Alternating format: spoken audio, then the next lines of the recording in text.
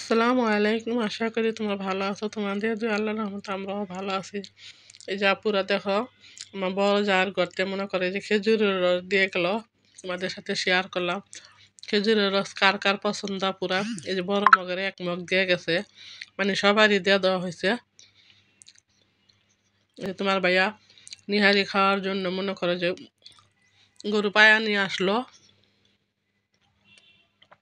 এখন নিহারিটা ভালো করে ধুয়ে, কারণ নিহারির মধ্যে তা পুরো লোম থাকে, পরিষ্কার করে এখন নিহারিটা বসায় দেবো। নিহারি তারা পুরো এক জালে খাওয়া হয় না, 2-3 জাল লাগে, 2-3 দিন। এই যে এখন মনে করো আর কি বসায় দিলাম, খাইতে সময় তোমাদের সাথে শেয়ার করব। সুন্দর করে দিয়ে পরিষ্কার করে মশলা মশলি দিয়ে নিহারিটা বসায় দেওয়া হইতেছে।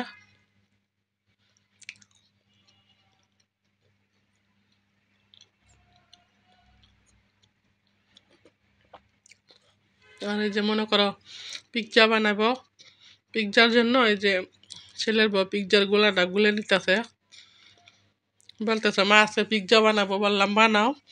এই যে মনে করো পিৎজার জন্য এটা গুলে নিতেছে, পিৎজার ব্যাটারটা।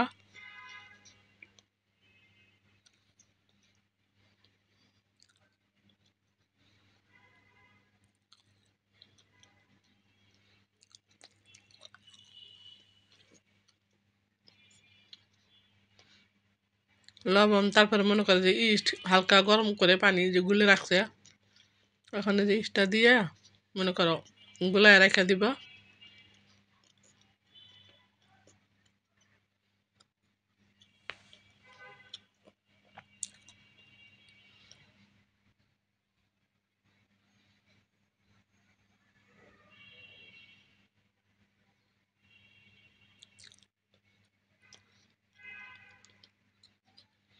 গোলায় রেখে দেওয়া হয়েছিল পুরো 1 ঘন্টা। এখন এই যে পিৎজাটা বানাবে, সবাই তা পুরো জানো, তারপর মনে করো একটু শেয়ার করলাম। যা যা উপকরণ লাগে সবই দিল,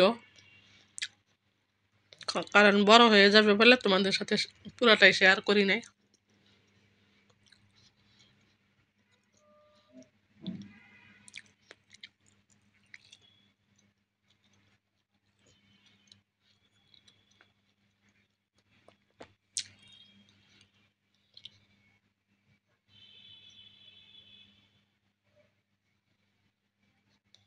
পিৎজাটা বানানো হয়ে গেছে পুরা।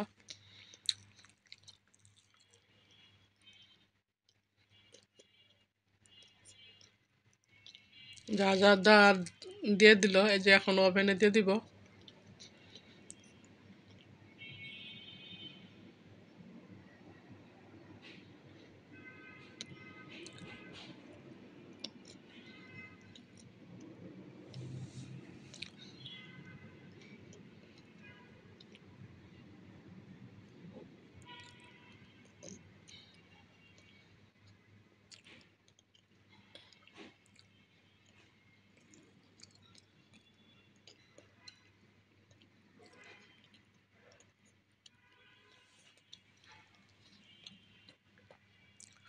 মানে কত সেকেন্ড কত মিনিট দিয়ে দেওয়া লাগে, এগুলো দিয়ে দিতেছে পুরা।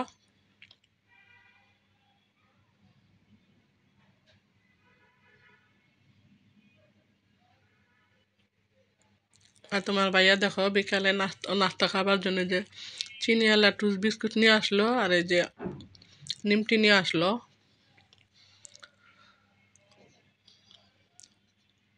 আর তোমার ভাইয়ার জন্য খাবার।